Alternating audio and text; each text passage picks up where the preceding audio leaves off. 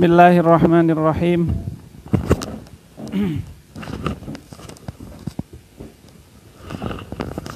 Assalamualaikum warahmatullahi wabarakatuh.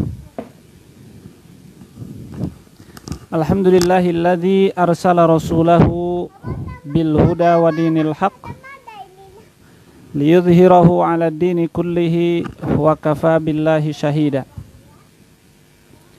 Asyhadu an la ilaha illallah wahdahu la syarikalah wa asyhadu anna sayyidana wa nabiyyana wa imamana wa qudwatana wa qurrata a'yunina Muhammadan abduhu wa rasuluhu la nabiyya ba'dah. Wa taslimatuhu alaihi wa ala alihi wa sahbihi wa man sara ala nahjihi wastanna bisunnatihi wa da'a bida'watihi ila yaumil qiyamah.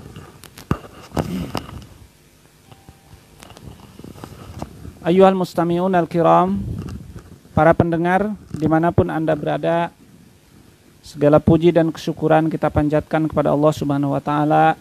Hari ini memasuki majlis ke 31 dalam kajian akidah yang rutin kita lakukan setiap subuh. Kita berdoa kepada Allah, mudah-mudahan amal yang kecil dan sedikit ini mudah-mudahan dijadikan amal soleh yang ikhlas kita persembahkan karena Allah Subhanahu wa Ta'ala, bisa menguatkan keimanan, memantapkan keyakinan, dan menyemangati kita untuk melakukan amal soleh, mengikuti sunnah dan ajaran Rasulullah Sallallahu Alaihi Wasallam. Hari ini adalah tema yang sangat penting, dan sebelum kita masuk ke kajian, marilah kita sama-sama buka dengan membacakan Bismillahirrahmanirrahim, dan saya akan membacakan beberapa ayat yang berkaitan dengan kenabian Rasulullah SAW. Saya akan membacakan surah Ali Imran ayat 144 sampai 146.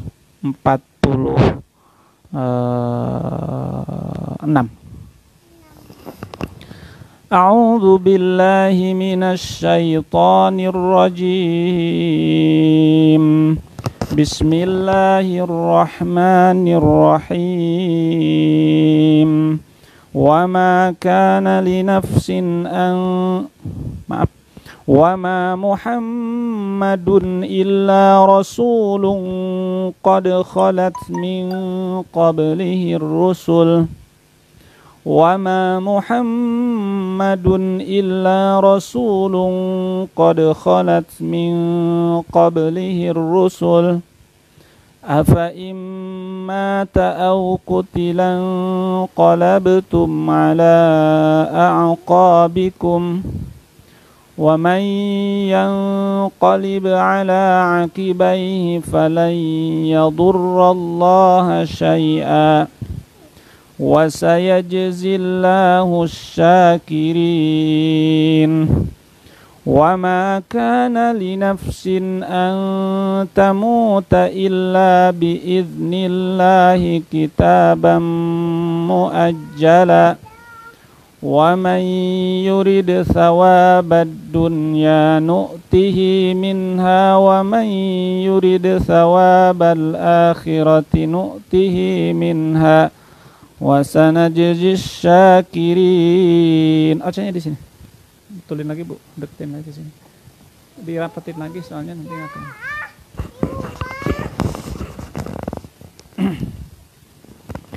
Wa ka'ayyim min nabiyyin qatala ma'ahu ribbiyuna katsirun fama wahanu lima asabahum fi sabilillah فما وهنوا لما أصابهم في سبيل الله وما ضعفوا وما استكانوا والله يحب الصابرين. صدق الله العظيم وصدق رسوله الحبيب الكريم ونحن على ذلك من الشاهدين والشاكرين والحمد لله رب العالمين. Bapak Ibu yang dirahmati Allah Subhanahu wa Ta'ala, seperti yang saya sampaikan bahwa tema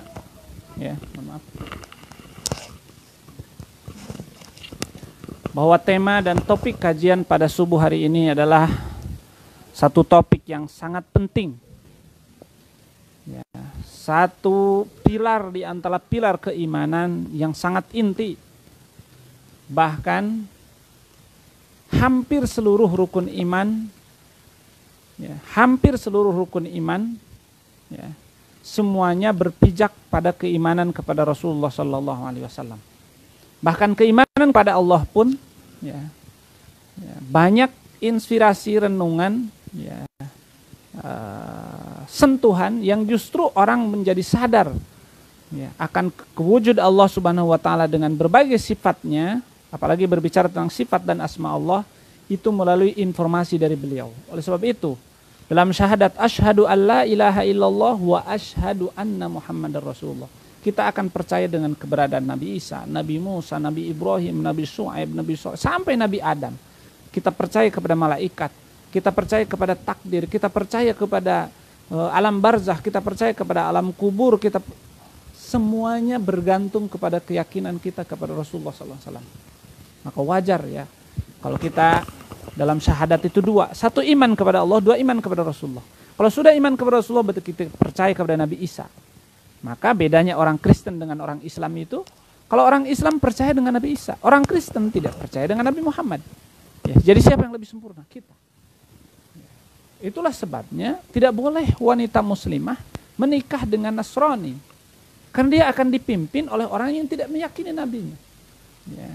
Sebaliknya, Masihiyah, wanita perempuan Masihi, ya, secara umum berdasarkan surah Al-Maidah, walaupun ketika kita mau melakukan perlu pengkajian, perlu fatwa yang khusus, ya. Tapi secara umum Masihiyah dinikahi oleh Muslim, ya, itu ada aturannya, ya. Ada spes kebolehan, ya. Dalam ayat uhilla lakumut thayyibatu wa ta'amul ladzina utul kitaba hillu lakum wa ta'amukum hillu lahum wal muhsanatu minal mu'minat wal muhsanatu minal ladzina utul kitab, menurut tafsir jumhur adalah ahlul kitab yang orang-orang Kristen, ahlul kitab yang perempuan boleh dinikahi oleh Muslim. Kenapa? Karena ketika dia dipimpin oleh Muslim, percaya dengan dengan kenabian Nabi Isa alaihissalam. Ya. Tapi dia tidak percaya, tapi dia akan taat kepada suami. Itu secara umum, tapi secara khusus jangan kemudian dikatakan Ustaz Rahmat membolehkan nikah beda agama. Ya, ini secara umum, tapi secara khusus ini perlu fatwa nanti. Apakah siapa yang akan terpengaruh?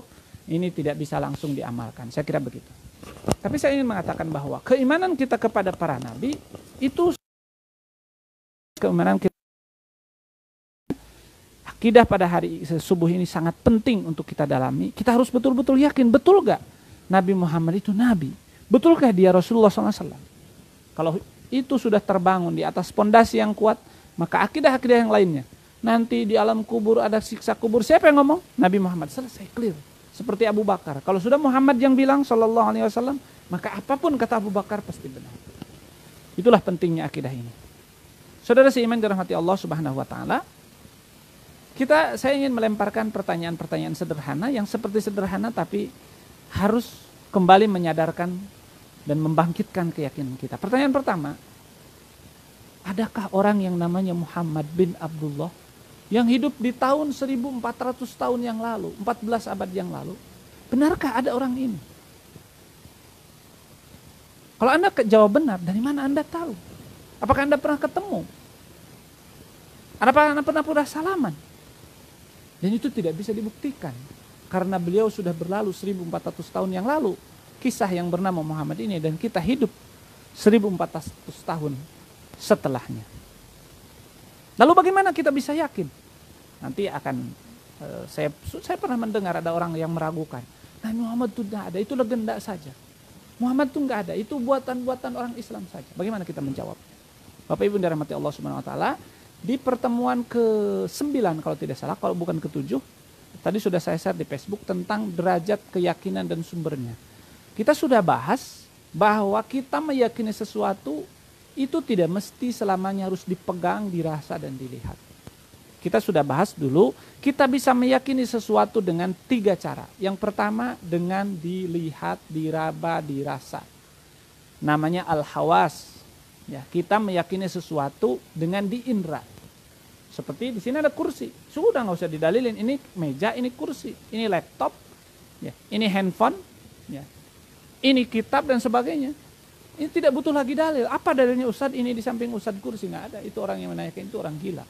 Kenapa? Karena tidak ada yang paling meyakinkan kecuali apa yang sudah kita indra dengan indra yang benar sesuai kemampuan. Itu dulu, kita kembali lagi.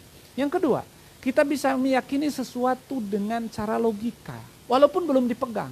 2 kali 2 4 tanpa harus di mana coba buktikan 2 kali 2. Tidak perlu. Kenapa? Itu dasar-dasar logika. Ya. Gerak dan diam tidak akan kumpul pada benda yang sama. Sudah nggak usah dibuktikan, itu sudah logika normal. Sudah tidak perlu dipikirkan. Ya. Itu yang keyakinan yang didapat oleh logika. Dan yang ketiga ini penting. Keyakinan melalui khobar as-shadiq, melalui informasi yang benar. Dan dulu sudah kita bahas, kalau informasinya satu tapi jujur, maka itu benar. Tapi kalau informasinya dari banyak orang dan orang itu jujur semua, apalagi semua orang bicara itu, maka itu namanya istilahnya mutawatir. Tidak mungkin bohong. Bapak Ibu yang belum pergi ke Ka'bah, walaupun belum pernah megang Ka'bah, belum megang Masjidil Haram melalui TV, tidak perlu meragukan. Karena setiap orang mengatakan ada Ka'bah, ada Masjidil Haram. Sudah miliaran orang, bahkan bukan hanya orang Muslim yang mengatakan di sana ada Ka'bah, ada Masjidil Haram, ada Masjid Nabawi. Semua orang akan mengatakan kalau ditanya, apakah di Mekah ada Ka'bah? Orang kafir, orang Yahudi, orang Nasrani akan mengatakan di sana ada Ka'bah. Jadi gila Bapak kalau mengatakan saya tidak percaya ada Ka'bah. Kenapa? Saya belum megangnya, saya belum melihatnya. Ya. Kalau begitu, kita banyak pengetahuan yang tidak bisa kita ketahui karena tidak semua bisa kita pegang, tidak semua bisa kita lihat. Maka sumber informasi yang terpercaya yang ketiga, yang akan membuat keyakinan yang kuat adalah informasi yang benar dan disampaikan oleh banyak orang yang dalam istilah ilmu akidah, ilmu epistemologi Islam disebut dengan al-khobar al-mutawatir. Jadi kalau kita mempertanyakan wujud, apakah ada orang yang namanya Muhammad bin Abdullah di tahun 1400 tahun yang lalu? Kita akan mengatakan khobar mutawatir, informasi, bukan hanya orang Muslim, bukan hanya orang Nasrani, bukan hanya orang Yahudi. Seluruh dunia ini semuanya mengatakan dulu ada orang namanya Muhammad. Sehingga tidak perlu diragukan lagi. Silakan baca sejarah. Well Duron menulis tentang sejarah peradaban dunia. Dia menulis Nabi Muhammad. Ya. Thomas Carlyle menulis 1000 tokoh dunia. Ya. Dan tokoh pertama, dan dia orang Nasrani, bukan orang Muslim. Tokoh pertama yang terbesar menurut dia adalah Muhammad. Artinya Muhammad itu ada, nggak bisa diragukan. Bahkan di Indonesia ada buku 100 tokoh dunia. Ya, siapa penulisnya? Itu dia menuliskan Rasulullah SAW sebagai ranking pertama. Ya. Ini artinya bahwa permasalahan pertama, apakah Muhammad bin Abdullah itu ada? Itu sudah terjawab oleh informasi yang tidak mungkin lagi terbantahkan. Lebih kuat, lebih jelas daripada matahari di siang malam, kata orang Arab itu. Ya.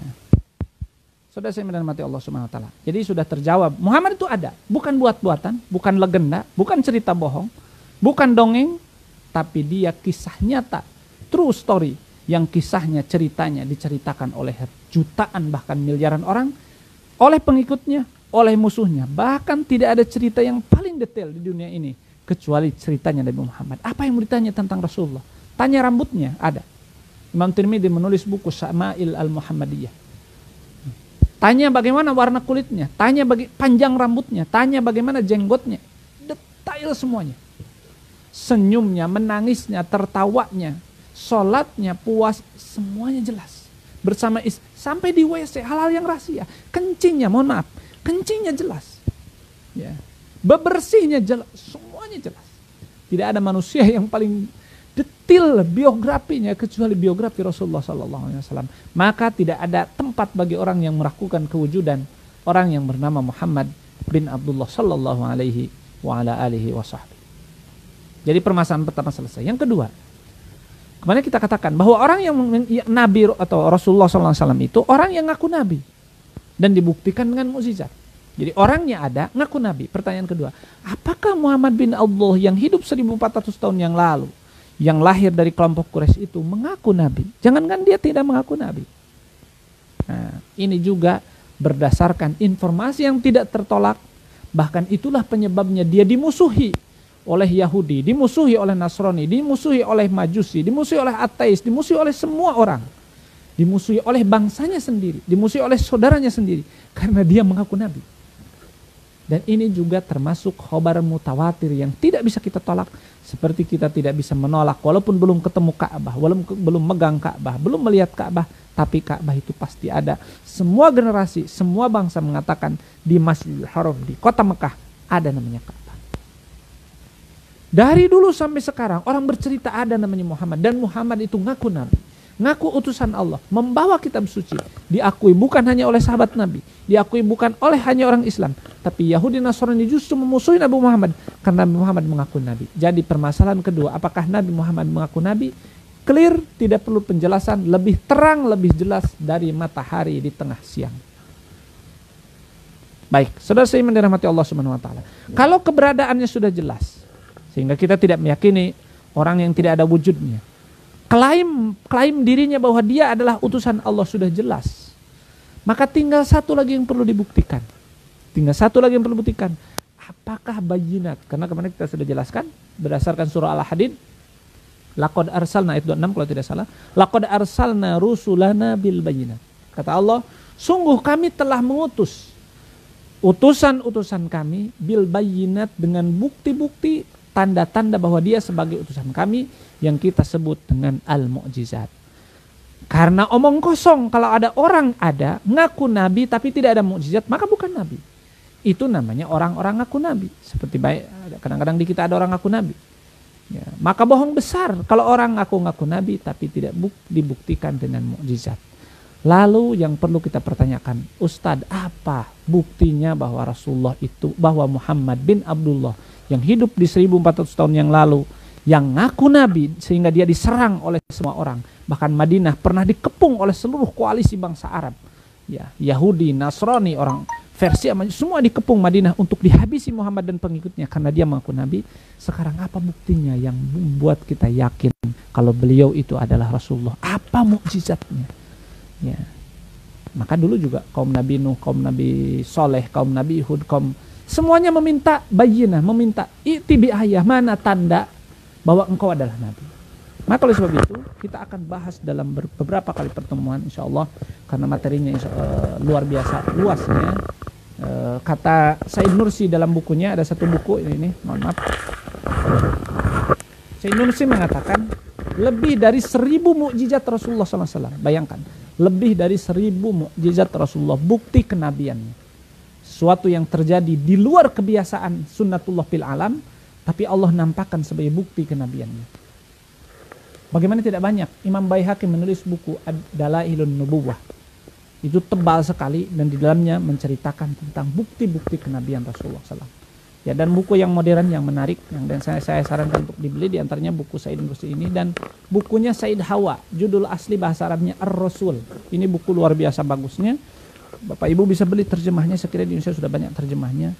Itu mengkaji kehidupan Nabi dan mengkaji, sehingga kata Said Hawa, kalau Anda baca buku saya ini, maka Anda akan yakin full, ya, tidak akan ada lagi keraguan dalam diri Anda bahwa Muhammad bin Abdullah yang hidup 1400 tahun itu benar-benar Nabi, benar-benar Rasul, berdasarkan pengkajian, penelitian dari berbagai sisi kehidupannya, bukti-bukti mukjizatnya, pembenaran informasinya, semuanya akan membenarkan bahwa Muhammad bin Abdullah itu adalah Rasulullah SAW. Insyaallah dalam beberapa pertemuan, ya, sampai saya betul-betul merasa yakin bahwa saya sudah memberikan sharing, ya, kepada para pendengar semuanya, dan saya merasa yakin sudah cukup. Masya Allah akan saya cukupkan, bisa jadi 1, 2, 3, 4 kali, 5 kali, 6 kali, 7 kali pertemuan, sampai sebanyak-banyaknya, sampai saya merasa cukup bahwa kemukjizatan bukti kenabian Nabi sudah nampak di depan mata kita. Sudah tidak ada alasan lagi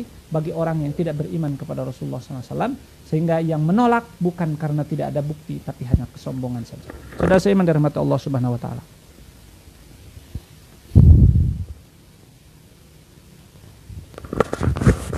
Sebelum kita masuk ke mukjizat, kita ingin sedikit berkenalan dengan seorang pribadi yang ngaku nabi ini, dan mukjizatnya akan kita lihat nanti.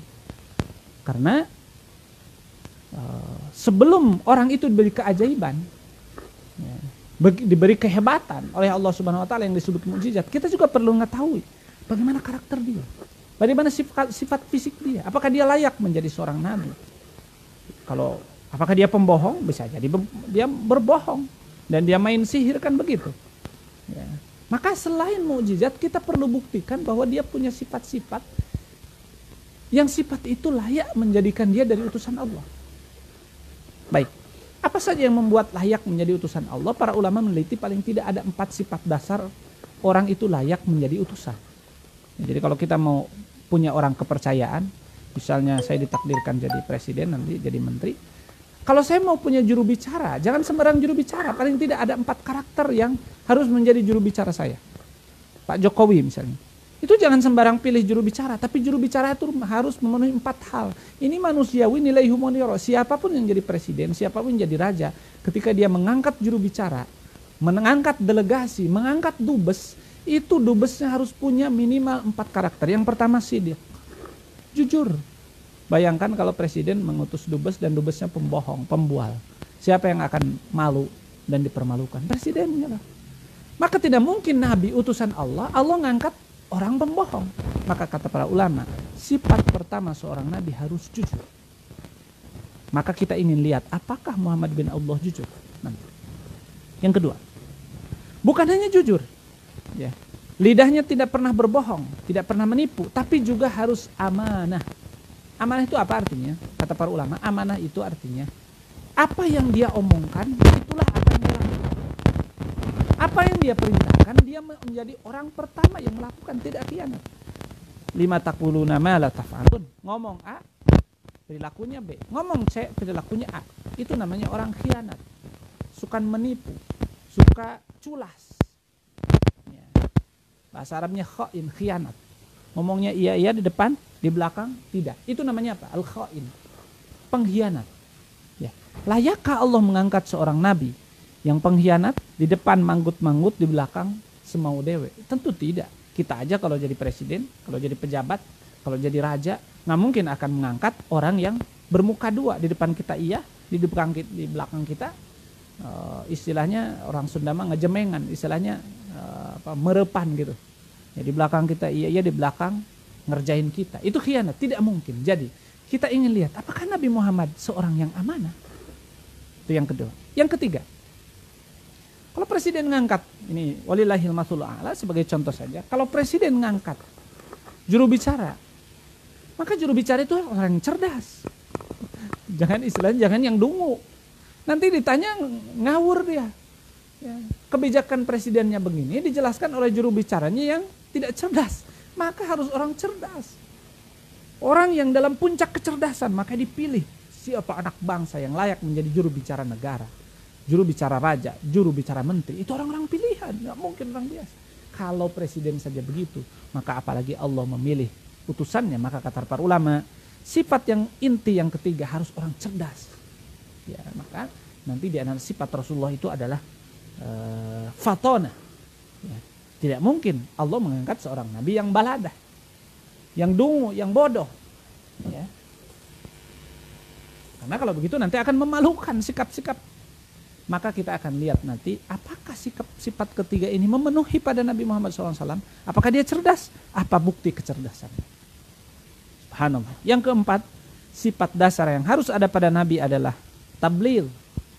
In alaika illal balagul mubin. Harus orangnya yang berani menyampaikan ide dan pesan. Misalnya kata presiden kepada juru bicara, "Hai juru bicara, sampaikan begini, kebijakan untuk menyelesaikan masalah corona begini." Kata juru bicara, "Aduh, saya nanti takut dibully nanti sangat takut dikritik sama partai-partai yang tidak koalisi sama pemerintah." Akhirnya dia tidur, tidak menyampaikannya. Menggigil, dia ketakutan. Nanti saya kalau menyampaikan itu, nanti saya ditanya sama media, nanti saya tidak bisa jawab, sama malu. Kalau juru bicara presiden saja harus orang pemberani, orang yang punya sifat tabligh, orang yang tidak malu menyampaikan kebenaran. Qulil haqq walau kana murran, apalagi utusan Allah Subhanahu wa taala. Maka sifat keempat yang harus memenuhi pada seorang nabi adalah sifat tabligh. Maka kita ingin lihat apakah Rasulullah Shallallahu alaihi wasallam mempunyai sifat tabligh. Subhanallah. Jadi sebelum kita berkenalan dengan mukjizat Rasulullah mukjizat Nabi Muhammad SAW, kita akan berkenalan dengan bagaimana sifat fisik Rasulullah sehingga kita bisa tahu bagaimana orang yang namanya Muhammad itu. Yang kedua, kita akan mendalami, menyelami apakah 4 sifat prinsip yang harus ada pada utusan-utusan Allah, bahkan sebenarnya pada utusan manusia, orang kepercayaan manusia, apakah ada pada Muhammad SAW. Bapak Ibu rahmati Allah subhanahu wa ta'ala, saya kira pagi ini kita hanya akan berkenalan sedikit dengan fisiknya dulu. Untuk sifat-sifat insya Allah mungkin besok 1, 2, 3 dan hari-hari selanjutnya. Baik. Bagaimana sifat fisik Rasulullah SAW? Saya ingin sampaikan 6 saja. Maka insya Allah dengan 6 ini bisa bergetar hati kita. Mudah-mudahan ada yang menangis mendengar hadis-hadis ini, tersentuh dan merindukan Rasulullah SAW. Maka para ulama, Syekh Ramadan Buti, ketika beliau membahas sirah nabawiyah dalam majlis-majlis sirah ini, beliau menangis, rindu kepada Rasulullah SAW. Maka sampai ada film yang dibuat dengan Laukana Bainanal Habib. Bayangkan jika ada di antara kita itu Rasulullah SAW. Laukana Bainanal Habib. Andai ada di antara kita Rasulullah. Ya, sampai ada cuplikan-cuplikan film dulu yang dibuat, ada orang yang butuh bantuan, kemudian dikatakan, apa yang Anda bayangkan jika sekarang ada Rasulullah SAW? Ya, baik. Bagaimana sifat fisik Rasulullah? Sekarang fisik dulu yang terlihat dan dikisahkan. Sekali lagi, sifat fisik Rasulullah ditulis dalam puluhan, bahkan bisa saya katakan ratusan buku dengan sanad yang tersambung. Ini biografi yang unik. Sanadnya dari ini ke sini, semuanya bisa diteliti, bisa dibuktikan. Yang pertama, kata Abu Hurairah dalam hadis riwayat Imam Tirmidzi dan Imam Al-Baihaqi. Bayangkan Bapak Ibu saudara seiman dirahmati Allah. Kata Abu Hurairah apa? Ma ra'aitu ahsana min Rasulillah. Dari sisi fisik. Dari sisi fisik dulu. Saya tidak pernah melihat orang yang lebih indah daripada fisiknya Rasulullah. Subhanallah. Ka'anna syamsa tajri fi wajhi. Wajahnya bercahaya seakan matahari berjalan di atas wajah. Allahu Akbar. Wa ma ra'aitu ahadan asra'a fi masyihi minhu. Dari sisi kekuatan fisiknya, jadi dari sisi wajahnya bercahaya, kan wajah bercahaya itu menunjukkan orangnya bahagia, orangnya tenang, orangnya penyabar, orangnya hebat. Lihat, orang yang pencuri, orang yang penipu, orang koruptor, orang culas, orang pembohong, orang pembual, itu wajahnya gelap, bisa suram. Jadi sebenarnya cahaya iman itu nampak, cahaya orang baik itu nampak kelihatan di wajahnya, walaupun kulitnya hitam, tidak pakai perawatan misalnya, tapi ada cahaya inner beauty, cahaya kecantikan batin, ada cahaya yang terpancar dari wajah. Dan Abu Hurairah mengatakan, ka'anna syamsa tajri fi wajhi, seakan-akan ada matahari di wajah Rasulullah SAW. Ya, subhanallah. Kemudian dari sisi fisik kekuatannya, wa ma ra'aitu ahadan asra fi masyihi. Mohon maaf, mungkin ini waktunya akan lebih ya, karena tangguh. Dan saya tidak pernah melihat orang yang bisa jalan lebih cepat daripada Rasulullah. Subhanallah. Jadi wajahnya bercahaya, tubuhnya bercahaya, indah. Selain itu kuat. Bahkan tidak kuat. Beliau pernah bergulat dengan pegulat yang terkenal saat itu. Abu Rukanah dikisahkan, dan Abu Rukanah kalah. Subhanallah. Jadi inilah fisik Rasulullah SAW. Yang kedua, dari Jabir bin Samurah, sahabat Nabi Muhammad SAW. Saya melihat Rasulullah SAW di malam hari yang terang benderang, malam bulan purnama. Tapi apa kata dia? Fala huwa kana ahsanu fi aini minal qamar. Sungguh ini orang Arab kalau mengungkapkan indah, cantik, ganteng itu dengan bulan. Wajahmu lebih indah daripada rembulan. Apa kata Jabir bin Samurah? Sungguh Rasulullah lebih indah daripada rembulan yang terang. Itu yang ketiga. Yang kedua. Yang keempat. Dari Barra bin Azib. Kata Barra bin Azib, simple ujung kalimatnya. Ma ra'aitu ahsana min. Betul-betul tidak pernah melihat wajah tubuh yang paling indah daripada Rasulullah. Jadi tidak pernah ketemu orang yang fisiknya indah menandingi Rasulullah. Jadi Rasulullah orang yang paling indah yang saya lihat di muka bumi ini. Itu kata siapa? Kata Jabir, kata Barra bin Azib dalam hadis muttafaq alaih Bukhari Muslim. Subhanallah, kita merindukan ya Rasulullah. Kita tidak pernah memegang tangannya, tidak pernah memeluk tubuhnya. Mudah-mudahan kita dipertemukan. Mudah-mudahan kita dibersamakan di dalam surganya Allah Subhanahu wa taala. Masyuhada wal anbiya was solihin wa hasuna ulaika rafiqa. Mudah-mudahan ya Rasulullah, kami rindu ya Rasulullah. Walaupun kita tidak sempat bertemu dengan Engkau ya Rasulullah, kita ingin bersalaman dengan Engkau ya Rasulullah. Kita ingin minum dari haudmu ya Rasulullah. Kita rindu betul-betul orang yang telah menyelamatkan kita. Andai kita hidup tidak diajarkan, tidak diselamatkan dengan agama Rasulullah SAW, kita sudah hidup lebih sesat daripada binatang. Zina kita lakukan padahal akan menyebabkan penyakit akhir yang tidak ada obatnya. Pencurian, perampokan, saling makan satu sama lain, bahkan lebih gila daripada binatang. Maka betul-betul kita merindukan manusia yang telah mengorbankan dirinya, hartanya, keluarganya, semuanya dikorbankan. Giginya pecah berdarah-darah dalam satu peperangan. Beliau tidak peduli, yang penting umatnya menikmati indahnya ajaran Islam. Ya Rasulullah, kami betul-betul merindukannya. Bahkan sebelum kematiannya, tidak ada yang beliau rindukan, tidak ada yang beliau cemaskan kecuali ummati. Bahkan ketika ditawari, ya Rasulullah, ya Muhammad, engkau bisa sakaratul maut lebih indah dan tidak terasa. Tapi kata Rasulullah, biarkan aku merasakan, biar umatku merasakan ringannya sakaratul maut. Subhanallah. Yang ketiga, Barra juga berkisah dalam hadis muttafaq alaih, bagaimana indahnya fisik Rasulullah SAW.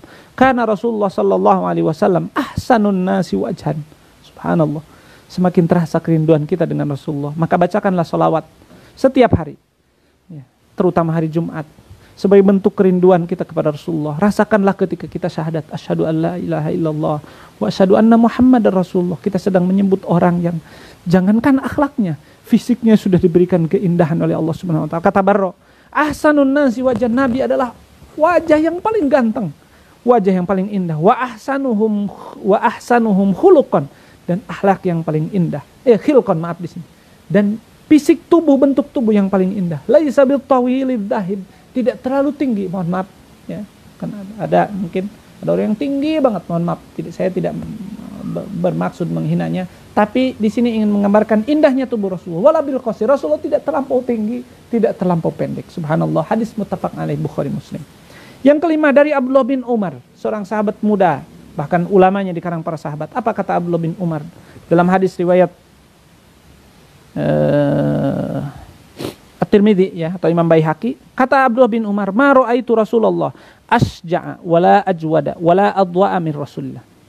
Kata Abdullah bin Umar, sungguh saya tidak pernah melihat orang yang paling pemberani, subhanallah, paling dermawan, dan paling terang wajahnya, bercahaya wajahnya, kecuali Rasulullah.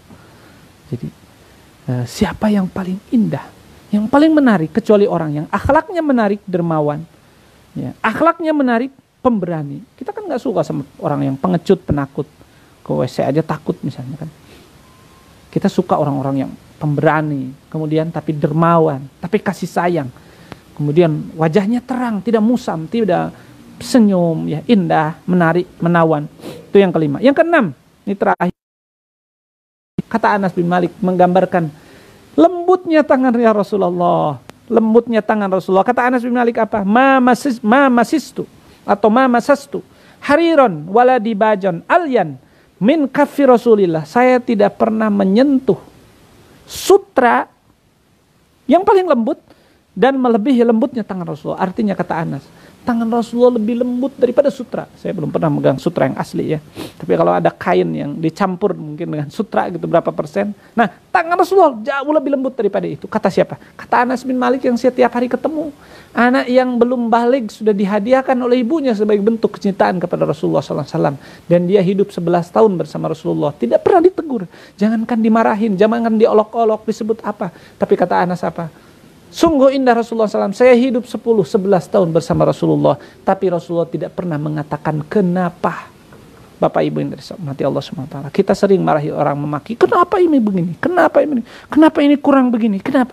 Rasulullah itu jangankan kepada istrinya, kepada pembantunya Anas yang dikasih oleh ibunya, mau diapa-apain juga bisa. Tapi Rasulullah tidak. Jangankan marah, jangankan memaki, jangankan mencaci, jangankan merendahkan. Mengatakan kenapa ya Anas tidak begini? Kenapa ya Anas tidak begini? Tidak pernah mengungkapkan itu. Kata Anas, saya hidup istu ma'a Rasulillah sallallahu alaihi wasallam 10 sinin falam yakul li limadza fa'alta kadza wa kadza wa limadza lam taf'al kadza wa kadza. Anas, kenapa tidak? Anas, kenapa begini? Tidak pernah terungkap dari mulut Rasulullah sallallahu alaihi wasallam yang mulia.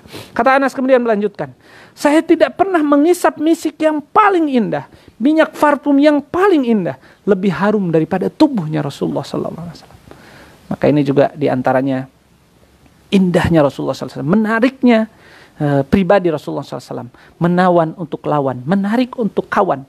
Ya, maka dia dicintai oleh semua orang karena begitu indah. Jangankan akhlaknya, akan kita bicarakan nanti. Ya, fisiknya saja sudah menawan demikian. Harumnya saja melebihi misik yang pernah dikenal oleh Anas bin Malik. Subhanallah. Maka kita pun disunahkan. Ya, maka ada hadis, bahkan ada hadis ya, saya disampaikan oleh Prof. Murawih. Nasor bagi para lelaki ini. Kata dalam hadis itu dikatakan, tidak termasuk orang yang berlebihan, yang menginfakkan sepertiga hartanya untuk membeli parfum. Jadi kalau Bapak hari ini punya uang 1 juta, dibelikan 300.000 untuk parfum, itu tidak membazir. Tidak dianggap berlebihan. Kenapa? Saking pentingnya menjaga pergaulan. Karena kalau orang sudah dekat dengan kita, kita bisa mendakwahinya, bisa mengajak. Jangan sampai bau dan sebagainya. Ya, itu salah satu hikmahnya. Tapi untuk ibu-ibu tidak ya. Ibu-ibu parfumnya dipakai di rumah, sedangkan ketika keluar cukup dengan penampilan biasa.